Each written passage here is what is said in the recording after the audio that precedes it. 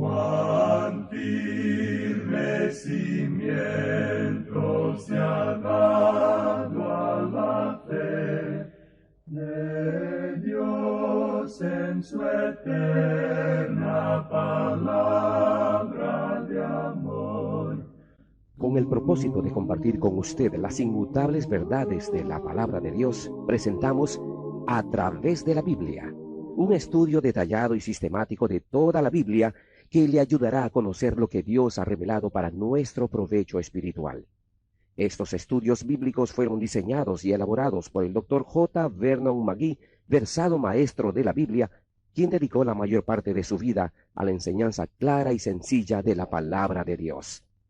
Acompáñenos, pues, mientras avanzamos en nuestro recorrido a través de la Biblia. Cuán firme cimiento la palabra de Dios.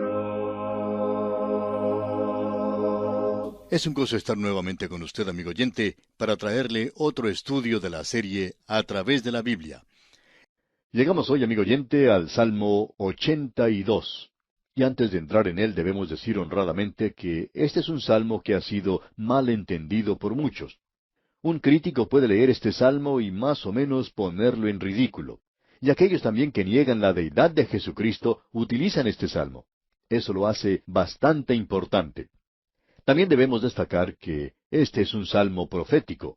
Mira hacia el futuro del pueblo terrenal de Dios, la nación de Israel. Y en conexión con eso debemos ver la gloria del Señor, y es algo maravilloso cuando estas dos cosas se unen. Tenemos aquí una descripción profética del juicio que ejecutará Dios en el día cuando salve al remanente. Comienza con esa nota. Dios está en la reunión de los dioses. Bueno, eso no ha sucedido aún y tendrá lugar en el milenio. Mira hacia el futuro. Luego dice, en medio de los dioses, juzga. ¿A quién está llamando dioses? Eso será importante dentro de unos momentos. Leamos el versículo 2 de este Salmo 82. ¿Hasta cuándo juzgaréis injustamente y aceptaréis las personas de los impíos? Aquí tenemos un versículo de la Escritura que es muy importante de comprender correctamente. ¿A quién está llamando dioses? Él está llamando dioses a los jueces, digamos de paso. Ahora, ¿por qué los llama así?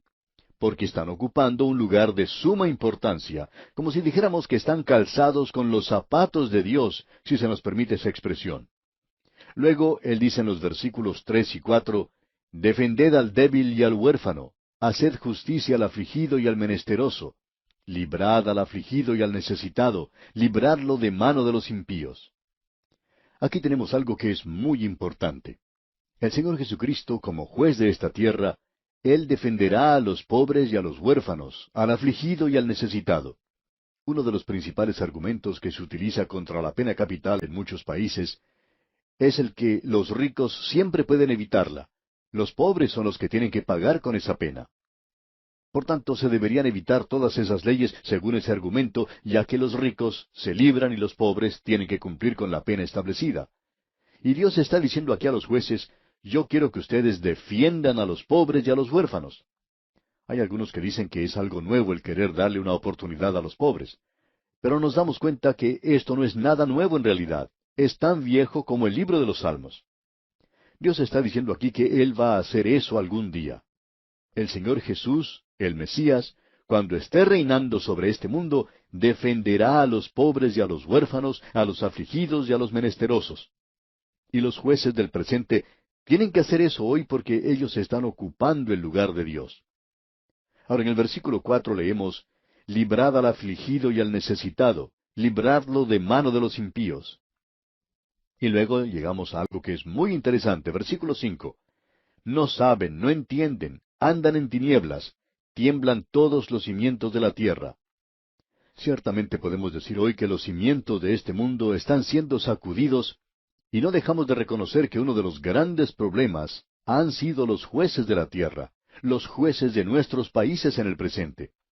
Es muy fácil para un juez el ser como Pilato y lavarse las manos y decir, yo no creo en ese método incivilizado de castigar a la gente con la pena de muerte. Y él puede escapar de esa manera, como nos podemos dar cuenta. Bueno, cuando alguien es presentado ante este juez, debemos recordar que la justicia es ciega. Y si es un hombre rico el que ha cometido un crimen, que merece la pena capital, entonces debería ser ejecutado. Pero desafortunadamente hay muy pocos de ellos que tienen que pagar por los crímenes cometidos. Notemos ahora lo que dice aquí el versículo siguiente, el versículo 6. Yo dije, vosotros sois dioses, y todos vosotros hijos del Altísimo. Ahora, ¿qué es lo que quiere decir cuando declara, vosotros sois dioses? Usted recordará que el Señor Jesucristo mismo citó eso cuando Él fue acusado de blasfemar, haciéndose a sí mismo Dios. Él había dicho, yo y el Padre uno somos, allá en Juan 10:30. Y ellos lo estaban acusando a Él de blasfemar. Y el Señor Jesús dijo, ¿no está escrito en vuestra ley, yo dije, dioses sois? Él les está diciendo que ellos están sentados en un lugar de juicio, y cuando usted se sienta en un lugar de juicio, amigo oyente, usted se sienta en el lugar de Dios. Hay tantos de los santos en el presente que son culpables de esta clase de cosas. Están sentados juzgando a otros santos. Bien, usted recordará que Pablo dijo, yo no soy el juez de ningún hombre. Yo voy a tener que presentarme ante él algún día, y debido a eso, ni aun yo me juzgo a mí mismo. Cuando usted se coloca en el lugar de juicio, usted está representando a Dios, amigo oyente, y usted se constituye en un Dios cuando está juzgando, cuando usted ha ocupado esa posición. Hace muchos años tuvo lugar el juicio de una pareja en la ciudad de Nueva York, y fue bastante impresionante lo que hizo el juez que estaba a cargo del caso de estos espías. Ellos habían sido declarados culpables de ser espías, y ese juez estaba bien a tono, y él dijo que la noche anterior al día en que dictó la sentencia, él había pasado toda la noche en oración. Eso es bastante impresionante, ¿no le parece, amigo oyente? Ahora, ¿por qué? Bueno, porque él tenía que pasar un juicio severo. Él tenía que ocupar en realidad el lugar de Dios, el de tomar la vida de un hombre. Y una persona que tiene que ocupar esa posición debe ser un hombre piadoso, tiene que ser un hombre de oración. De modo que eso fue bastante impresionante. Creemos que gran parte de los problemas del presente consiste en la forma en que están actuando los jueces, más que la forma en que están actuando los criminales. La dificultad está en realidad con el juez y con la desintegración de la ley y del orden. Es algo extraño que ha empezado con la profesión legal y no en realidad con el elemento criminal. En cualquier oportunidad en que usted juzga a cualquier otra persona, usted está colocándose en la posición de Dios. Y amigo oyente, los padres deberían reconocer eso. ¿Qué es lo que le dice Dios a un pequeñito que está creciendo en un hogar? Bueno, le dice, pequeño, yo quiero que tú prestes atención a lo que tu mamá y tu papá tienen que decir. Quiero que sigas las instrucciones que ellos te dan y que hagas lo que ellos dicen. Pero un momento. Supongamos que su mamá y su papá no le dicen a él las cosas que son apropiadas, que no le ayuden a crecer como debería. Y hay muchos casos así en el presente. Dios dice, ellos son responsables ante mí. Ellos están ocupando mi lugar. Ellos ocupan esa posición porque yo le dije a ese pequeñito, oye, hijo mío, la instrucción de tu padre, y no desprecies la dirección de tu madre. Que Dios ayude al padre o a la madre que no esté guiando en el presente a sus hijos por un camino recto. Alguien dijo en cierta ocasión, ¿qué puede ser peor que ir al infierno? Y la respuesta que dio un predicador hace muchos años fue, ir al infierno y escuchar la voz de un muchachito.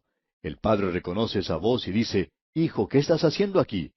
Y el muchacho le responde, papá, te he seguido a ti.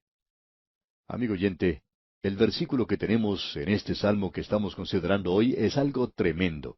Dios está diciendo a los jueces que estén seguros de buscar la justicia en todo, que estén seguros de juzgar justamente. Yo dije, vosotros sois dioses y todos vosotros hijos del Altísimo. De eso quiere él hablarnos aquí. Ahora el versículo 7 de este Salmo 82 dice, pero como hombres moriréis, y como cualquiera de los príncipes caeréis. Usted puede estar ocupando ese lugar de Dios, pero usted es un ser humano, y un día tendrá que estar presente ante Dios. Y el versículo 8 dice entonces, levántate, oh Dios, juzga la tierra, porque tú heredarás todas las naciones.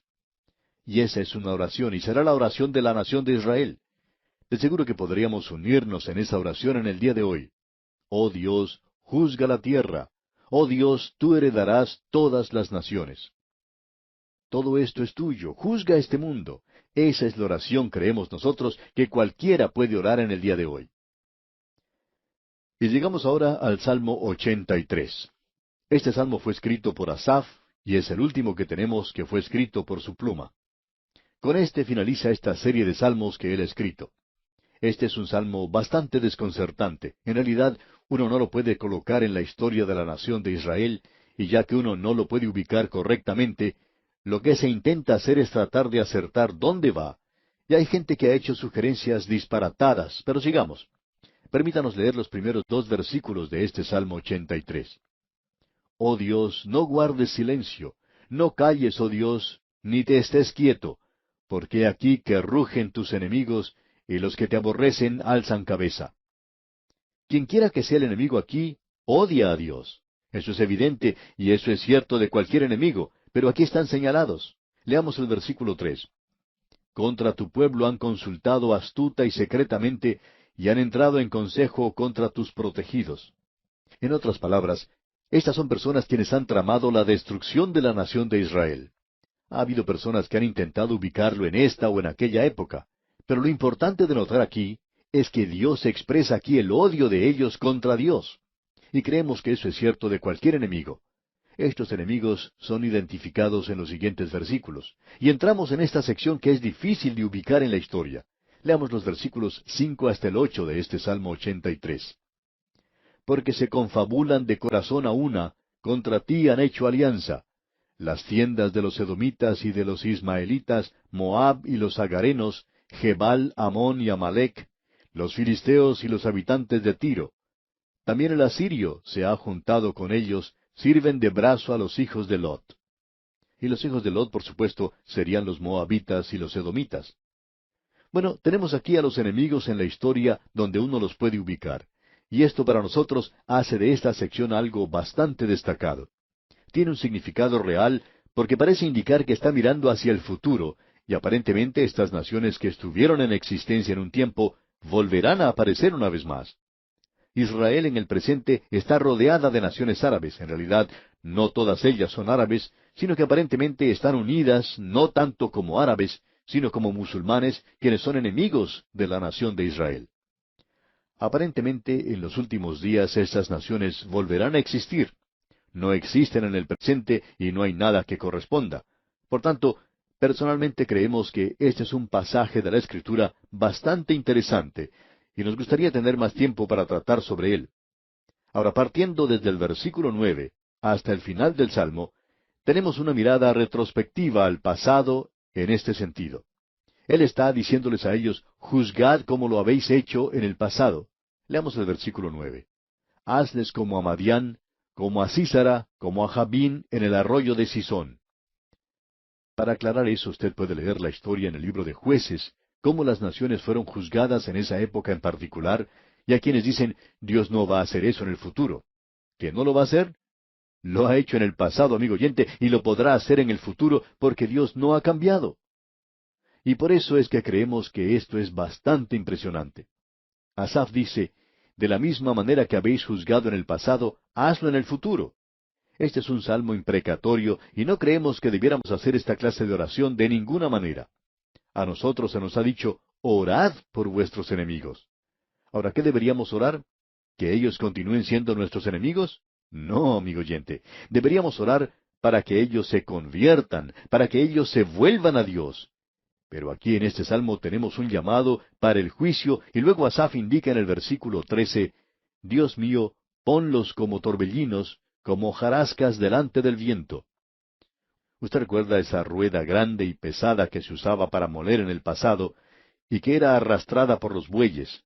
En ese lugar se colocaba el grano que se iba a moler, y esta piedra tan pesada, en realidad, lo dejaba hecho hojarasca. Y aquí Asaf está diciendo que trate con estas personas de esa manera. Luego en el versículo 14 leemos, como fuego que quema el monte, como llama que abrasa el bosque. Es como un incendio forestal. Aquí se hace un llamado de juicio, como usted puede apreciar. Luego finaliza diciendo en el versículo 18, y conozcan que tu nombre es Jehová, tú solo Altísimo sobre toda la tierra. Y ese nombre Jehová es el Señor, para que el mundo conozca. Estamos convencidos que la única forma en que este mundo va a conocer que Dios es al estar ante Él en juicio. La bondad de Dios debería llevar a los hombres al arrepentimiento. Así debería ser si los hombres fueran sensibles a la presencia y persona de Dios. Entonces, esto los llevaría a ellos a su presencia. Pero lamentablemente, ellos se están alejando cada vez más y más de Dios. Parecería que ya no tenemos necesidad de Él. Sin embargo, creemos que lo necesitamos desesperadamente. Y llegamos ahora al Salmo 84, y aquí una vez más se destaca el carácter levítico de esta sección. Este es otro salmo de los hijos de Coré. Debemos decir aquí que los hijos de Coré servían en el templo o en el tabernáculo.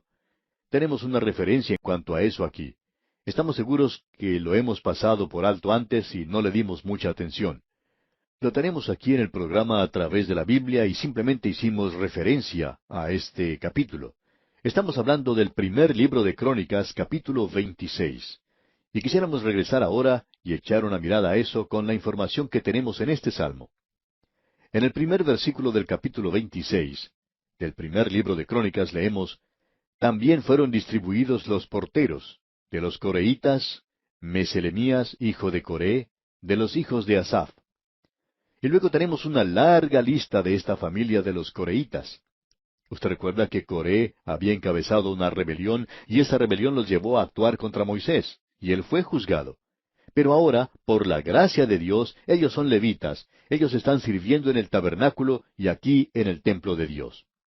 Y en el versículo 2 de este capítulo 26 del primer libro de Crónicas leemos: Entre estos se hizo la distribución de los porteros, alternando los principales varones en la guardia con sus hermanos, para servir en la casa de Jehová. Dice más adelante que ellos echaron suertes para ver quién ocupaba cada puerta. Bien, eso quiere decir que estos hombres que eran grandes y fuertes y robustos levitas, estaban de guardas en el templo. Ellos cuidaban el tabernáculo y más adelante el templo. Y estaban en cada una de las puertas para cuidar allí. Así es que tenemos aquí un salmo bastante sobresaliente, y en vista de lo que hemos dicho, se destaca aquí el tabernáculo y el templo. Escuche cómo comienza este Salmo 84. Cuán amables son tus moradas, oh Jehová de los ejércitos. Qué hermoso es esto. Escuche lo que dice ahora el versículo 2. Anhela mi alma, y aún ardientemente desea los atrios de Jehová. Mi corazón y mi carne cantan al Dios vivo. ¿Sucede esto con usted, amigo oyente? ¿Le gusta tanto a usted reunirse con el pueblo de Dios? Reconocemos que en el día de hoy, en algunas iglesias, no se disfruta de mucha comunión, y lo que uno recibe es más críticas y chismes que cualquier otra cosa. Pero, amigo oyente, ese es el lugar de comunión, y hay algunas iglesias maravillosas, y esperamos que haya una en su barrio, en su ciudad, donde la palabra de Dios sea predicada, y donde la persona de Jesucristo sea exaltada. Y si es así, usted debería estar allí porque allí es donde usted y yo podemos crecer, y allí es donde podemos recibir muchas bendiciones. Volviendo ahora a este salmo, creemos que esto es algo hermoso. Estos coreitas pudieron ver que estaban sirviendo en el tabernáculo y más adelante en el templo. ¿Vieron esto? Leamos el versículo 3. Aún el gorrión halla casa, y la golondrina nido para sí, donde ponga sus polluelos, cerca de tus altares, oh Jehová de los ejércitos, Rey mío y Dios mío. Creemos que estos pájaros construyeron sus nidos en el templo de Salomón más adelante. Y ese hombre que escribió este salmo, él miró hacia arriba y dijo: yo quiero morar de la misma manera, yo quiero estar muy cerca de Dios. Ahora el versículo 9 de este Salmo 84 dice: Mira, oh Dios, escudo nuestro. Usted recuerda que el Señor Jesús destacó esto. Él dijo: consideren las aves del campo. Ellas simplemente valen poco, y más que nada muchas veces uno quisiera librarse de ellas, porque hacen ruidos feos, ensucian todas las cosas, son aves destructoras muchas veces. El Señor Jesucristo dijo: con todo, ni uno de ellos está olvidado delante de Dios. En realidad el lenguaje usado por él es mucho más fuerte que eso. Él decía que las aves caían en el seno del Padre. Así es que el salmista podía decir aquí en el versículo 9, Mira, oh Dios, escudo nuestro, y pon los ojos en el rostro de tu ungido. Usted recuerda que esto quiere decir el Mesías. Pon los ojos en el rostro de tu ungido, el Mesías. Usted se da cuenta que Él reveló el rostro del Padre aquí a nosotros. Escuche ahora lo que dice el versículo 10. Se refiere al santuario, como allá en el libro de Levítico, y ese es el centro mismo de la vida de esa nación. Antes, la iglesia era el centro de la actividad social de muchos países, y ahora ni siquiera es el centro de la vida religiosa de esos países. Debería serlo. Escuche el versículo 10. Porque mejor es un día en tus atrios que 1000 fuera de ellos. Escogería antes estar a la puerta de la casa de mi Dios que habitar en las moradas de maldad. Y eso es precisamente lo que era este coreíta. Él era un portero y decía, prefiero tener mi trabajo que ser un hombre rico muy alejado de aquí. Hay muchas personas que se la pasan mirando su reloj en los servicios de los domingos por la mañana para ver si el predicador se está pasando del tiempo. Y el salmista dice aquí que él prefiere pasar un día en la casa de Dios que 1000 en cualquier otra parte. ¡Qué reproche el que encontramos para la mayoría de nosotros en este salmo! Y aquí vamos a detenernos por hoy, amigo oyente, y Dios mediante, en nuestro próximo programa comenzaremos con el Salmo 85.